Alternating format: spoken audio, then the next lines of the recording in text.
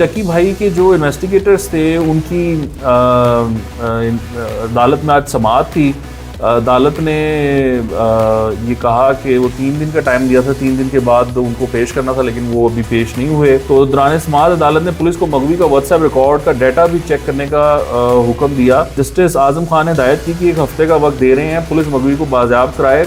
असल मकसद मामला हल करना है, सिर्फ तारीखें देना नहीं। दौरान समाअत अदालत को बताया गया कि लापता डिप्टी डायरेक्टर उस्मान की अहलिया रोजीना का भी पता नहीं चल रहा।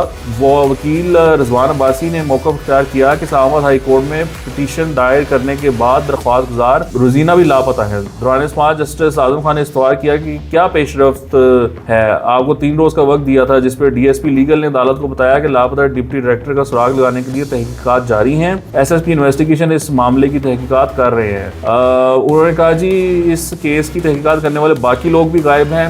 मुतलका थाना लाहौर से जो डकी भाई केस की तहकीकात कर रहा था, दरख्वास्त गुजार रोजीना पहले लाहौर फिर इस्लामाबाद थी। 18 अक्टूबर तक का डाटा मिला है। लापता उस्मान की अहलिया का एड्रेस एम्प्रेस रोड का आ रहा है। इसके बाद फोन बंद है। तफ्तीशी अफसरान के घर क्या गया, बताया गया कि घर लॉक है, बच्चे भी इनके साथ हैं। तो ये सूरत हाल है जी। वो जैसे कि आपको बताया था कि मंसूर अली खान की खबर के मुताबिक ये लोग मिलिट्री इंटेलिजेंस के पास हैं। ये लोग उनका नाम इस्तेमाल कर रहे थे मिलिट्री इंटेलिजेंस का। ये लोग 1.5 करोड़ की रिश्वत ले चुके थे अपेरेंटली डकी भाई से। और मैंने आपको ये बताया था कि जो बाकी एक्यूज थे इस केस में वो भागने में कामयाब हो गए थे। अब ये कब सामने आते हैं ये अल्लाह बेहतर जानता है जी।